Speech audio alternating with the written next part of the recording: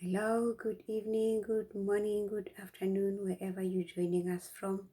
We are so glad that you joined us, that you chose to tune into our channel. We are happy and we welcome you. Thank you so much. As we know on this channel, we are an NPO.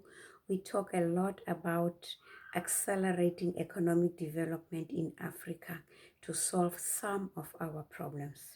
We're quite aware that we have a number of problems, and we're not saying that entrepreneurship alone will be the solution to our problems, but it definitely will add something towards the solution of what we are facing. As you know, sub-Saharan economies are documented to be under-industrialized. We don't have enough industries. As a result, it means that we are importing a lot of things, even the things that we have the ability to make ourselves. We are not making them, we are importing them. And by importing them, we are passing over all the benefits of manufacturing to those other countries that we import from. We did a video on the benefits of manufacturing, and we will put a link in the description box below to that video. But just in a nutshell, manufacturing improves productivity. Manufacturing develops and transforms the economy, transforms it from a low income to a middle and high income economy. Manufacturing creates wealth and creates jobs, and we need jobs in sub-Saharan Africa. Our unemployment rate is just too high. We cannot depend on other countries going to Europe and America and Australia for jobs. We have the ability to create jobs through manufacturing. Manufacturing does create jobs. And we talk about manufacturing because it used to be that you would put up a big factory and it would cost a lot of money. And foreign direct investors, they always told us to develop infrastructure before they could come with their money. But China is making small machinery, small manufacturing machinery, which makes it possible for many small investors to start their small manufacturing. It may be small, don't look down on it. It may be small, you may employ 3-4 people. But if enough people take up these small manufacturing businesses, employing 3-4 people, very soon you would find that 3-4 million people are employed, and those 3-4 million people employed, they take care of other 3-4 million people. You would find that 12 to 16 million people have a livelihood, and they are taken up from below the breadline. What you do as an entrepreneur together with other people, it has a tremendous potential to change things within the country. So today we are talking about manufacturing opportunities in the DRC. We take them country by country because some will be common amongst all, like consumer goods, and others will be unique to a particular country based on their comparative advantages, based on what resources, comparative resources or unique resources that they have that give them that comparative advantage over other countries.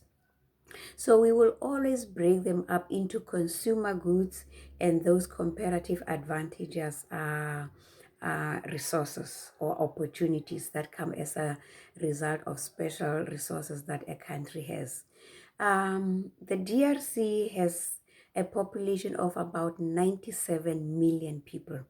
You can imagine. So we will talk about the consumer goods, and consumer goods can be, you can start a small scale consumer good manufacturing. I think we've mentioned that already. Out of a population of 97 million people, you can capture a slice of your consumer goods.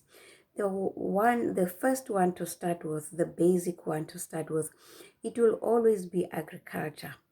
And DRC is big in terms of land mass. It is the biggest in Africa.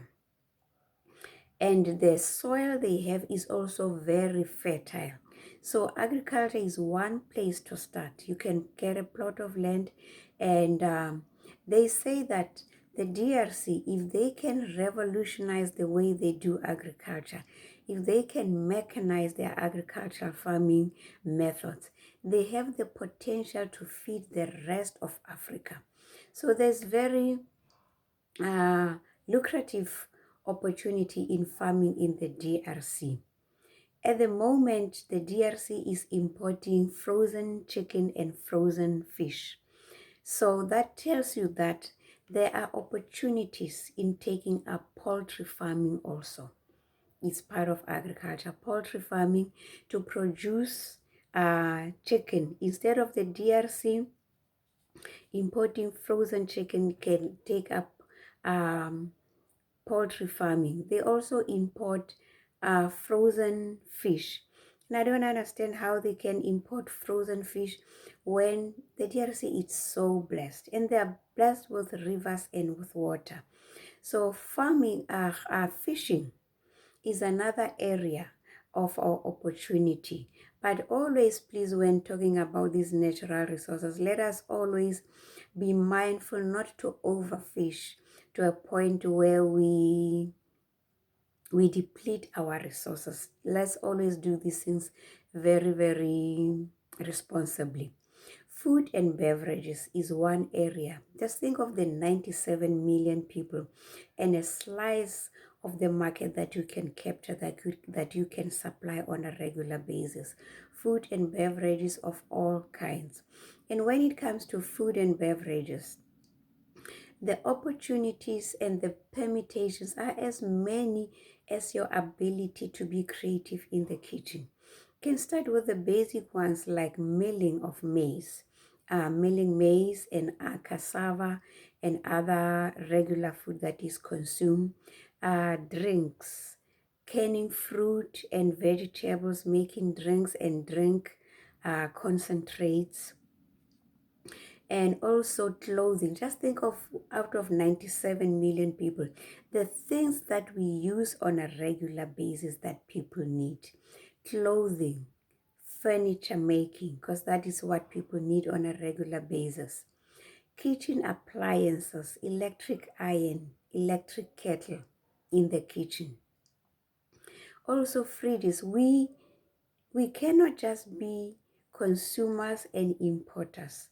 We are stressing the benefits and the importance of manufacturing and the importance of local people taking part in the economy, meaningful part in the economy, and benefiting from their own economy instead of just being importers and consumers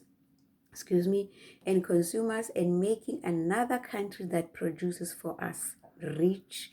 And that is why they produce in the trillions. You find that their GDP is in the trillions. And none of our African economies, even the big ones, was 200 million, and DRC has got 97 million people. None of our African GDPs has hit $1 trillion. And you find small countries of 68 million people producing up to 3 trillion US dollars, their GDP. So that tells us that there is room for improvement. And one way to produce, one way to reach that is through production, through manufacturing. So we need to do these things. Like fridges, if for a start there is no technical knowledge, let us at least import the parts and assemble them. The fridges, the stoves, the washing machines, let us start making these things and capture a certain slice of the market. Out of 97, maybe sell 500,000 per year. Let us go into making these things. And for a start, let us start with assembling them, and then later on, as we learn the skills, then we can make them ourselves. Cell phones, I did a quick Google search. There are about 43, at least 43 million registered SIM cards, which could mean that up to 43 million. We understand that some phones will take 2 SIM cards.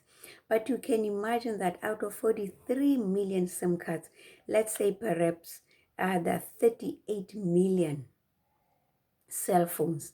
It cannot be that we import all of these things. Let us assemble them and capture a certain slice and make good money from that.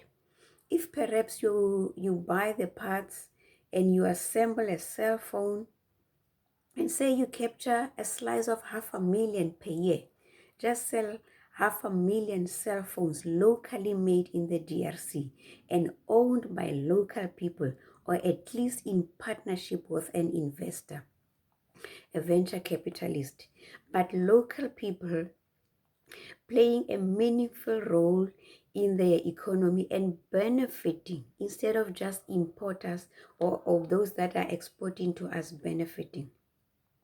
If you just sell 500,000 cell phones and say, for instance, you make a gross profit of about $20, you get a clean $10 million per year.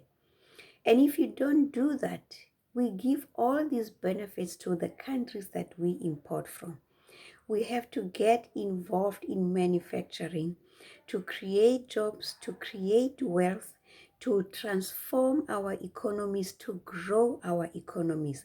There are opportunities, untold opportunities, that we've been giving over to other people. Making clothes. We cannot just import clothes from China. I'm not saying we stop importing them, but let us also play a meaningful role in import less and make some ourselves locally. There are about 4 million children, at least 4 million children are born in the DRC every year. Just think of what those children need. They need clothing. Go into making children's clothes. They need baby cribs. They need strollers. They need toys. They need baby food. Go into making baby food, bottled baby food. They need bottles to drink milk from. All the things that the children need. At least capture a slice of the market of 4 million instead of importing the bulk of that. 54 million people in the DRC are 18 years and below. Where are they? They are in school, the majority of them. What do they need? Let their needs dictate the kind of business that you go into. They need stationery. Go into making stationery. They need pens. We cannot import pens and pencils from China. Let us capture a slice of the market and make clean money from that. They need school bags. They need school uniform. They need school shoes. They need socks. They need chalks in the schools. They need desks. What we need, the bulk, these are consumer needs. We're just talking consumer needs at the moment. Everything that is needed, let us have a slice. Let us benefit from our economies. Let us have a slice of the market that we support, that we supply with locally made, locally manufactured stuff, and improve our GDPs and GDP per capita and create jobs within our countries. Now, I understand that the DRC blessed, immensely blessed as it is, and it is because of its blessings that there is no peace, but that is mainly to a large extent in the eastern part. But I think factories can be made, or manufacturing can take place in other parts that are not so volatile. And if there is no factory, if there are no factories built, do not let that be an impediment to you. Make that workshop in the backyard. What matters in the end, it is the product and the quality of the product. Let us think creatively And let us think beyond the obstacles before us, because we cannot wait until everything and every infrastructure is in place. But we, the entrepreneurs, we actually lead the way. So these are the consumer goods, a few of the consumer goods that we could come up with. Also the bikes. I know that we're talking small manufacturing. That is why we stick to making bikes, bicycle and bikes opposed to cars. Let us make bikes, motorbikes locally. And if there's some that are made, I believe that out of 97, the market is still very big. There is a room for 2, 10, 20 others people to enter the market. Or just making engines for the motorbikes, for people who make motorbikes. Let us manufacture a lot of these things ourselves, like dairy products. And it's so simple to make dairy products, so simple to make yogurt, so simple to make butter, so simple to make cheese. The process, technical process of making these things is very simple. So we can go into these things, and as we do them, simple and simplistic as they are, you are adding to job creation. You are adding and improving the GDP. You are adding to transforming the economy and turning it into a upper middle class, middle and upper income country, creating jobs for many. And then we also have the comparative advantage, the ones that come as a result of certain minerals that a country possesses. And most of the minerals in the DRC, like many other African countries, they are exported in their raw state, unprocessed. As a result, we get very little money for our minerals. We export them unprocessed and then they come back. Somebody else processes them and then they sell them back to us at a much higher price. And we all know that it cannot continue to be like that. And some of them we can start small, like this copper. And copper is a very good conductor of electricity. A small plant can be made to process copper and make electrical wiring, because it's a good conductor of electricity. Make electrical wiring for electricity and for the robots. Well, we call it a robot. Some people call it traffic light and stuff like that. It also is used extensively for hot water, for taking hot water from the geyser and transporting it to other parts of the house because of its heat transportation, transferability. Let us do these things. Let us process them inside the country.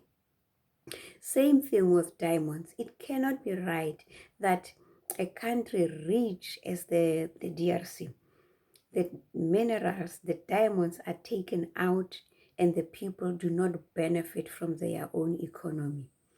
Diamond polishing, learn the skill of diamond polishing. Buy them at low prices that people buy them at. Polish them, learn the skill of cutting diamonds. Cut them, polish them. Let somebody else learn the skill of jewelry making jewelry, rings, earrings, and whatever, adding value, making valuable jewelry, selling it inside the country, exporting it and selling it outside also. The DRC is very rich in minerals and also tin. They've got tin in the DRC, and tin is got non-corrosive properties. As a result, it is used to coat other minerals that tend to corrode easily. So that can lead to making cans, coat them with tin and make cans, and that can lead to canning industry, canning fruit and vegetables, or even making these canned containers and exporting them and selling them somewhere else. All these things, these are the comparative advantages that the DRC has. And the land, agriculture, the land is very fertile. The area and the land is big. The land mass is very big.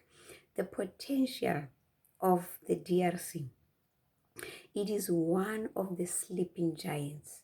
There are 4 countries in Africa with a large population that should be operating at a much higher level, producing that their GDP should be at a much higher level, at least 1 trillion. Nigeria over 200, the DRC 97 million people, Ethiopia and Egypt over 100 million people. These 4 countries should not have the level of GDP that they are having at the moment. Hence, we stress the need to manufacture, not just stay with the minerals and the comparative advantage that we have from them. It is always good to diversify the economy. It is always good to diversify and to industrialize. We are far less industrialized in Africa. Hence our low GDPs. We need to industrialize.